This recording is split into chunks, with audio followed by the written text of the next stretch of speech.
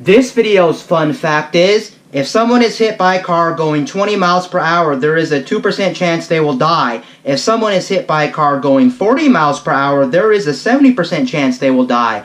The more you know. Now, when it comes to the next generation of consoles, the PS5 and the next Xbox, we do know that they're currently in development. We just don't know when they're coming to the market, so we don't know if they're coming in 2019, 2020, or 2021. But we do know they're right around the corner. But as of right now, we really don't have too much information regarding the next generation of consoles. We don't know what they're going to look like. We don't know the specs of the console. We don't even know what the UI is going to look like. We don't even know what the controllers are going to look like. We pretty much know zero information. All we know is that they are in development and they are coming sometime soon in like the next 3 years. We do know that is going to be the case. So they're coming relatively soon, but it looks like that might end today. We have some bit of information regarding the PS5 and what Sony might be doing with the PS5. It looks like Sony is patenting this new technology that they want to use on the DualShock. Basically, they want to have a touchscreen on the next DualShock. Now, keep in mind they're patenting this technology right now, so it doesn't necessarily mean that they are going to use it in the PS5, because what happens is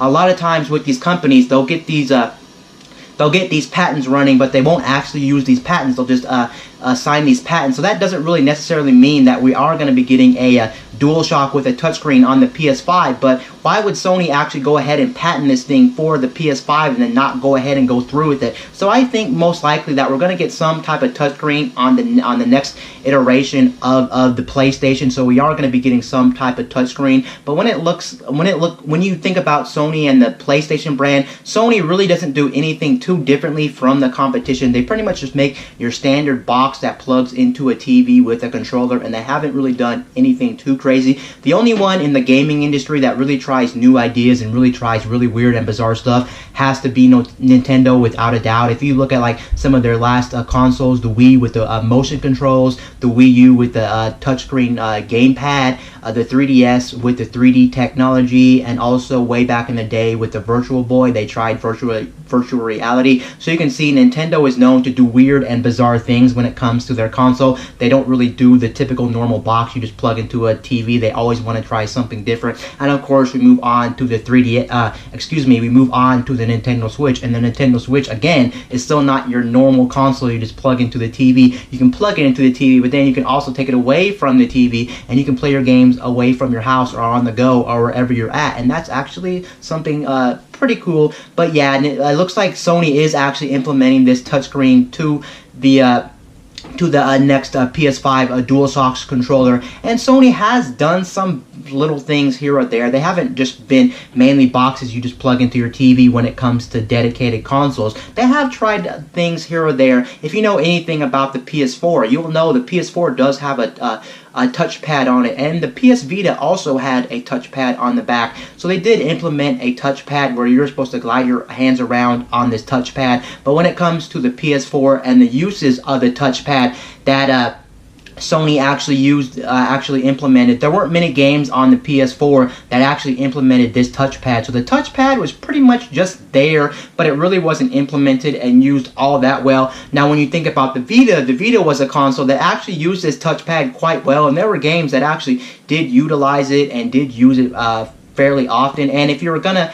actually mirror games, remote player games from your PS4 over to your PS Vita, then you can actually use those for more buttons, because as you know, the PS Vita was one console that really didn't have all the same buttons that a PS4 controller had. So if you wanted to mirror games over from your PS4 to the Vita, you needed to use the back touchpad to give you more controls for your PS Vita. But as you can see, when it comes to this different things and weird things, Sony's not really known to really doing anything outside the box, or when they do stuff outside the box, you can see they really don't implement it all that well, talking about the touchpad on the PS4. So this actually kind of has me worried, and it is actually kind of something exciting. We could be seeing some new potential possibilities when it comes to the PS5 and the DualShock having a touchscreen on it. There could be a number of reasons why they would want to put a touchscreen on the PS5's DualShock controller, but it has me worried as well because this could actually be another gimmick, just like the Nintendo Wii U. If you remember the Nintendo Wii U, which failed, which everyone remembers the Nintendo Wii U, whether you bought a Wii U or whether you didn't buy a Wii U, you know what a Wii U is.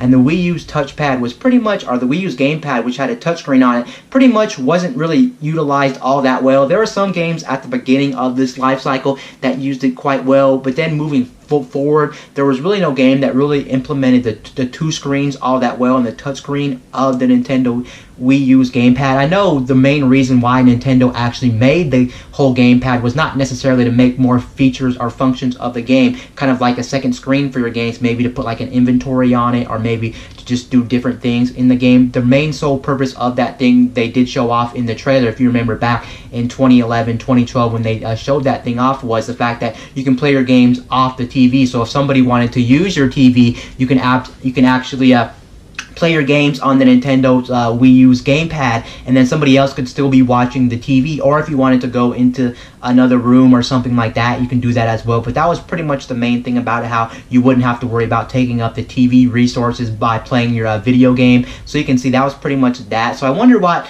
the Sony has in mind when it comes to this PS5 controller with a touchscreen on it. Are they going to be doing something just like the Nintendo Wii U's gamepad, where they're pretty much going to allow you to play games off the TV? So is it going to be another Wii U situation, or is it going to be something that'll let you control certain aspects of games and then let you do that? That would actually be quite cool. But then again, this might actually come out and they might actually have this PS5 touchscreen on the PS5 DualShock, and then when we actually finally get it, it may not be all that impressive, or they may not even utilize it all that well, just like the PS4's touchpad, where it's not really used all that well. Some games start rolling out on the PS5 to take advantage of this touchscreen on the PS5's DualShock, but then later on in the life cycle, no one really develops for this PS5 touchscreen, or maybe it won't even work in games. Maybe it'll just for UI implementation, so you can control the UI easier and things like that. What I'm actually hoping with this touchscreen